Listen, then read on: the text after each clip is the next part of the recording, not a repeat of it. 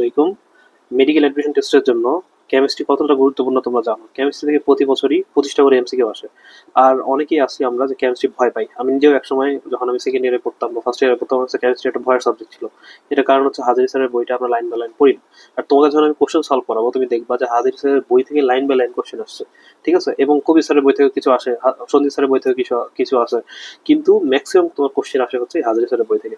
ওকে, so তোমার এই বইটা লাইন বাই লাইন পড়া ইম্পর্টেন্ট। সো আমি এখানে জাস্ট যে কাজটা করবো, তোমাকে প্রতিদিন একটা করে টপিক চুজ করবো এবং সেই টপিকটা পুঙ্খানুপুঙ্খ ফার্স্টে আমার নোট থেকে তোমাকে পড়ায় দিব। তারপরে হচ্ছে আমি বই থেকে দেখাই দিব যে কোন কোন টপিক তোমার পড়তে হবে, দাগাই দিব। এবং লাস্টে তোমার হচ্ছে কোশ্চেন সলভ করবো যেন তোমার কনফিডেন্স গ্রো করে, এবং ভিডিওগুলো ছোট ছোট করার চেষ্টা করবো যেন তোমার মনোযোগ ধরে থাকে। তো আগের ভিডিও যারা দেখো নাই তাদের ওই ভিডিওতে আমি গ্রুপ 13 এবং হচ্ছে গ্রুপ 14 পড়াইছিলাম, ঠিক আছে? ওটা একটু বেশ বড় ভিডিও হয়ে গেছিল।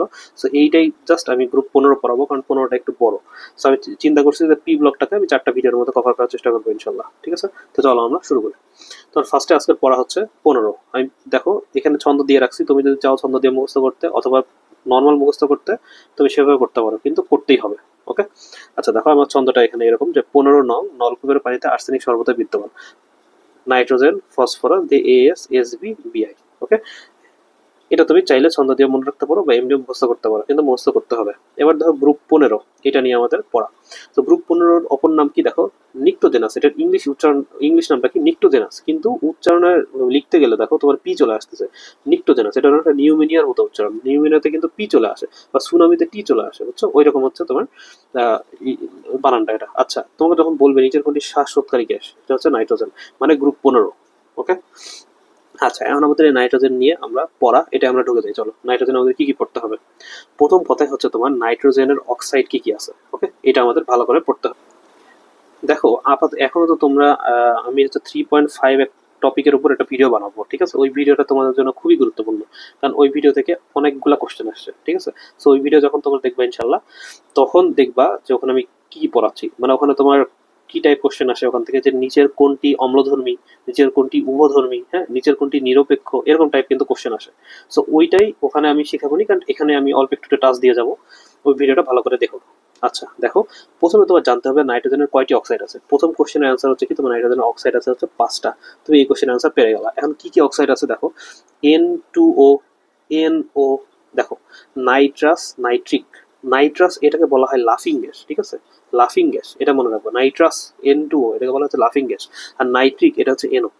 আচ্ছা এরপরে দেখো N2O3, N2O4 আর N2O5, তোমার তিনটা, মানে এখানে তিনটা আর এখানে দুইটা, বুঝতে পারছো? এইটুকু আগে তুমি ফোকাস দিও না, আগে তুমি এটা 5টা মুখস্থ করো, যে N2O, NO, নাইট্রাস, নাইট্রিক, আর N2O3, N2O4 আর N2O5।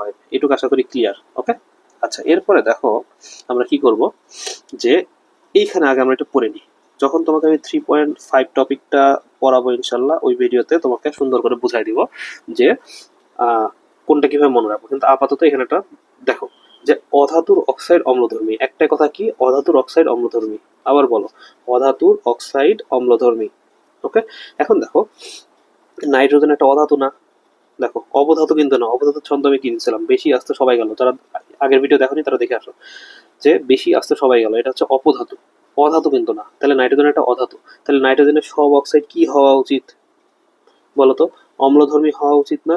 কিন্তু এটার মধ্যে দুইটা আছে নিরপেক্ষ। কে কে? এই যে দেখো, এই দুটা নিরপেক্ষ। সো দেখো স্যার কিন্তু জানে যে নাইট্রোজেনের প্রত্যেকটা অক্সাইডই অম্লধর্মী হওয়া উচিত, কিন্তু কোন দুইটা আছে যেটা নিরপেক্ষ। সুতরাং তোমাকে আমি যদি কোশ্চেন করি, আমি কিন্তু অপশনে এটা দিয়ে রাখতে পারি, ঠিক আছে? নিচের কোনটি অম্লধর্মী, ঠিক আছে? তুমি কিন্তু দেখলে আচ্ছা নাইট্রোজেন আছে, আমি এটা মেরে দিলাম, কিন্তু তাহলে কিন্তু ভুল হয়ে গেল।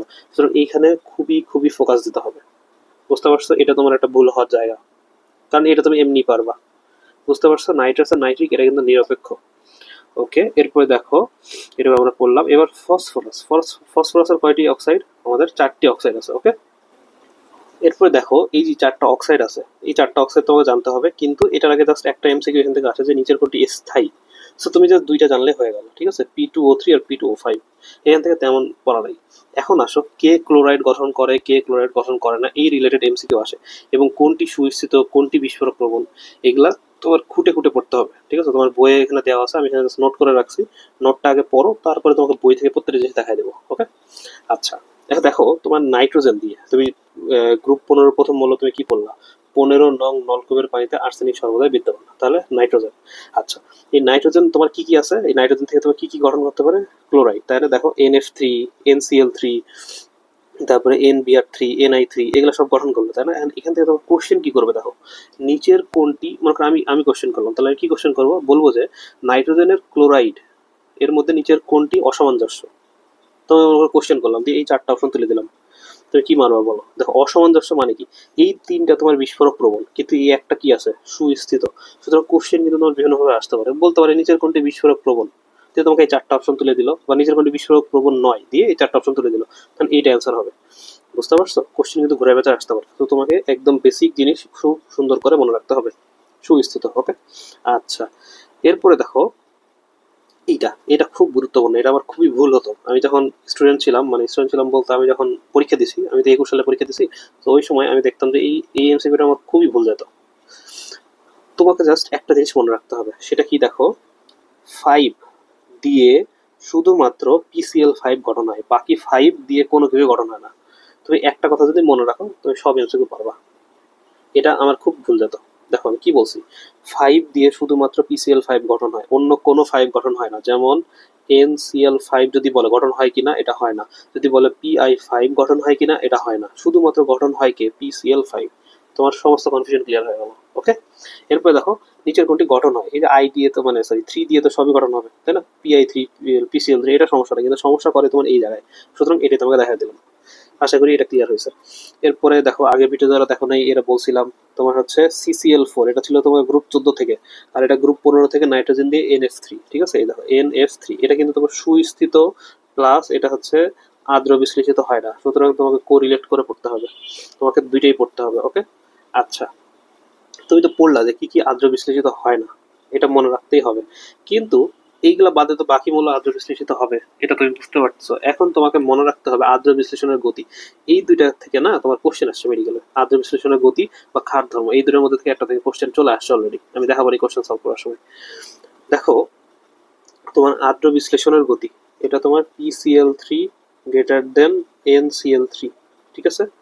আর তোমাকে যদি বলে যে ক্ষার ধর্ম বা প্রোটন গ্রহণ বা হচ্ছে ক্ষার ধর্মিতার ক্রম কোনটি সঠিক, হ্যাঁ, আমার এটা খুবই ভুল যেত, এই দুটার মধ্যে আমার খুবই উল্টাপাল্টা হতো। কারণ দেখো, তোমার এটা পি দিয়ে শুরু আর এটা তোমার এন দিয়ে শুরু, হ্যাঁ। আমি এটা একটা জিনিস দিয়ে মনে রাখছিলাম, যে মনে করো এই যারা এমবিবিএস দেয়, মানে এমবিবিএস যারা পাশ করে, হ্যাঁ, মনে করো ইয়া করে, ইন্টার্নশিপ শেষ হলো, তারপরে কিন্তু দেখবা অনেকে শুনবা যে পোস্ট গ্রাজুয়েশন পরীক্ষা দিচ্ছি, মানে মনে করো স্পেশালাইজেশন পরীক্ষা দিচ্ছি। কেউ কেউ মনে করো সার্জারিতে যায়, কেউ মেডিসিনে যায়, হ্যাঁ, কেউ অর্থোপেডিক্সে গেল, বা কেউ গাড়িতে গেল, মেয়েরা অনেকে গাড়িতে যায়। তো এক একজন এক এক সাবজেক্টে চলে যায়। সো আমি এটা মনে রাখছিলাম কি করে, যে পোস্ট গ্রাজুয়েশন আফটার এমবিবিএস। কি মনে রাখছিলাম, পোস্ট গ্রাজুয়েশন আফটার এমবিবিএস, মানে তোমাকে আগে এমবিবিএস পাস করতে হবে, তারপরেই তো তুমি কোনো স্পেশালাইজড হতে পারবা। ঠিক আছে, তো মনে করো তুমি কার্ডিওলজিতে যাবা, হ্যাঁ, আগে তো তোমাকে এমবিবিএস পাস করতে হবে। সো এমবিবিএস দিয়ে আমি মনে রাখছিলাম যে তোমার আগে হচ্ছে তোমার এই যে ক্ষার ধর্ম যেটা, বা হচ্ছে এই যে পিজি, পিজি মানে হচ্ছে তোমার এই যে প্রোটন গ্রহণ ক্ষমতা, এভাবে মনে রাখছিলাম। প্রোটন গ্রহণ ক্ষমতা কার বেশি, মনে করো তোমার এই NH3, বা এম দিয়ে আমি NH3 মনে রাখছিলাম, জাস্ট মানে যেন আমার ভুল না যায় এটার জন্য। অথবা এভাবে মনে রাখছিলাম যে প্রোটন গ্রহণ তোমার পরে, প্রোটন গ্রহণ মানে পোস্ট গ্রাজুয়েশন তোমার পরে, তাই না? পোস্ট গ্রাজুয়েশন তোমার কি হবে, পরে দিবা। এইটা মনে রাখো, আর কিছু মনে রাখতে হবে না, যে তুমি আগে এমবিবিএস পাস করবা, পোস্ট গ্রাজুয়েশন পরে দিবা, মানে প্রোটন গ্রহণ পরে, মানে PH3 পরে, তাহলে কিন্তু তোমার আর কনফিউজড হবে না। এখন তাহলে তোমাকে কোশ্চেন করি, বলো তো, আদ্র বিশ্লেষণের গতি তুমি কিন্তু শিখে রাখছো কি, পিজি পরে, পোস্ট গ্রাজুয়েশন পরে, মানে কি দেখো, প্রোটন গ্রহণ ক্ষমতায় PH3 পরে, তাহলে আদ্র বিশ্লেষণের ক্ষেত্রে PH3 আগে আসবে না, সরি PCl3 আগে আসবে না। সো এইটাই, হ্যাঁ, এটা হচ্ছে তোমরা যেন ভুলে না যাও, এই জন্য এটা আমি দিছি। যদি এমনি মনে রাখতে পারো তাহলে খুব ভালো, কিন্তু ভুল করে এসো না। আচ্ছা, এরপরে দেখো, নিষ্ক্রিয় গ্যাসের পর সবচেয়ে নিষ্ক্রিয় মৌলকে, এটা গুরুত্বপূর্ণ একটা কোশ্চেন, হ্যাঁ, এটা হচ্ছে নাইট্রোজেন। নাইট্রোজেন গ্যাসের নিষ্ক্রিয় মাধ্যম হিসেবে ব্যবহার করা হয়, এটাও একটা গুরুত্বপূর্ণ কোশ্চেন, বলবে নিচের কোনটিকে নিষ্ক্রিয় মাধ্যম হিসেবে ব্যবহার করা হয়। আচ্ছা, নিচের কোনটি সুষম ও অধিক স্থিতিশীল, এটা একটা, এইটার হচ্ছে আকার পড়তে হবে তোমার। দেখো, এই যে বন্ধন যেটা আছে, তাই না, এই বন্ধনের আকার কত, আমি এখানে মনে রাখতাম 0.1098, 0.1098, শেষ পড়া। এরপরে দেখো এইটার যে বন্ধন, তাই না, এই বন্ধনের একটা শক্তি আছে কত, 945 কিলোজুল। এবং নাইট্রোজেন দেখবা, এটা যখন তোমরা ফার্স্ট চ্যাপ্টার পড়বা সেকেন্ড পেপারের, ওখানে দেখবা যে শেষের দিকে একটা টপিক আছে যে বজ্রপাত টাইপ কিছু একটা। তো ওইখানে দেখবা যে 3000 ডিগ্রি সেন্টিগ্রেড এটা দেওয়া আছে। তো এখানে তোমার তিনটা সংখ্যা মনে রাখতে হবে। আকার ছোট কত, সেই আকারটা 10, 9, 8। এটার বন্ধন শক্তি কত, 945 কিলোজুল। এটার টেম্পারেচার কত, 3000 ডিগ্রি। এটা ভেঙে যায়। আচ্ছা, সো এইটুক ছিল তোমার নোট। সো বুঝতে পারছো এখান থেকে যে লাস্টের এই টপিকটা, এটা আমি আরেকবার একটু বলি, হ্যাঁ। জাস্ট একটা কথাই মনে রাখবা, সেটা কি, কারণ এটা তোমাদের ভুল না যায়। তুমি পোস্ট গ্রাজুয়েশন ভাবে তুমি চান্স পাইছো, দিয়ে এমবিবিএস তোমার শেষ, তুমি পোস্ট গ্রাজুয়েশন কখন দিবা, পরে দিবা। পোস্ট গ্রাজুয়েশন মানে কি দেখো, তোমার প্রোটন গ্রহণ করার ক্ষমতা বা ক্ষার ধর্ম বা ক্ষার ধর্মীয়তা, ঠিক আছে, এটা পরে মানে পোস্ট গ্রাজুয়েশন পরে মানে পি পরে, মানে হচ্ছে পিএইচ3 তোমার পরে, বুঝছো। আর যদি তোমার আদ্র বিশ্লেষণ গতি বলে তখন আবার পিসিএল3 আগে। ক্লিয়ার? আচ্ছা, আসলে এবার বই দেখাই দিই। বই থেকে তোমার এই যে দেখো 3000 ডিগ্রি, এটা তোমাকে দেখালাম। আচ্ছা, এই দেখো কোনটি সুস্থিত, কোনটি বিস্ফোরক প্রবণ, 1 নম্বর এমসিকিউ তুমি পাইলা। তারপরে এই যে তখন পিসিএল5 গঠন সম্ভব, ঠিক আছে, পিসিএল অন্যগুলো কিন্তু গঠন সম্ভব নয়। আচ্ছা, এরপরে দেখো এখানে কি আছে, এই যে এগুলো জানো। এই দেখো পিআই5 গঠন করে না। ওকে, তারপরে এই যে পিসিএল5 গঠন হয়, তোমাকে একটাই শিখালাম।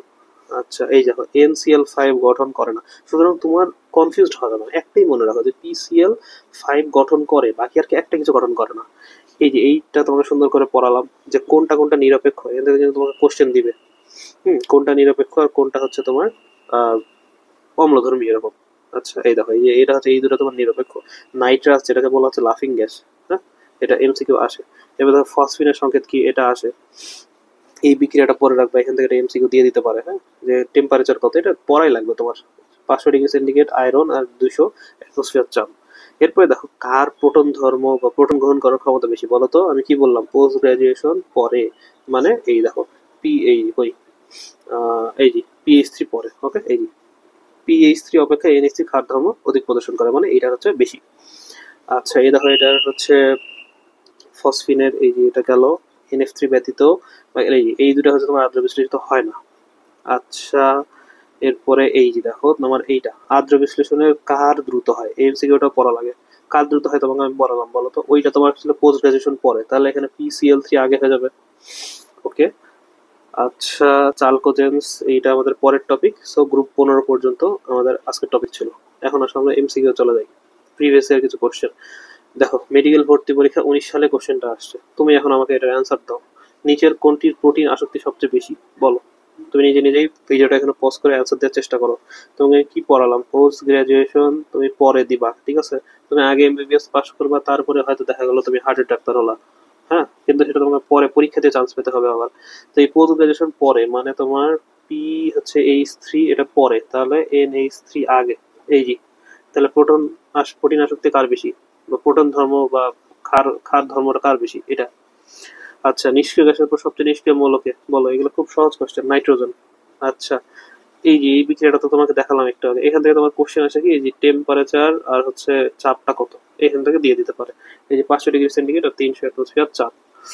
তো এইটুকু ছিল। Thank you for watching. আমি হচ্ছে এই ভিডিওটাকে ছোট করার চেষ্টা করলাম, এই জন্য জাস্ট 15টা পড়ালাম, মানে 15 হচ্ছে গ্রুপ। পরের ভিডিও ইনশাল্লাহ হবে হচ্ছে 16 আর 18, কারণ 17 গ্রুপটা একটু বড় এবং ইম্পর্টেন্ট, ওটা একটু ভালো করে পড়াতে হবে। তো পরবর্তী ভিডিও দেখার আমন্ত্রণ রইল। আমি ফার্স্ট আমার পরিচয় দিই, আমি মোহাম্মদ ইশাক তৌসিফ, 63তম এমবিবিএস রাজশাহী মেডিকেল কলেজ। আমার কলেজ ছিল রাজশাহী কলেজ। আর নেক্সট ভিডিও দেখার আমন্ত্রণ রইল, ইনশাল্লাহ নেক্সট ভিডিও তোমার খুব মজা লাগবে। আসসালামু আলাইকুম।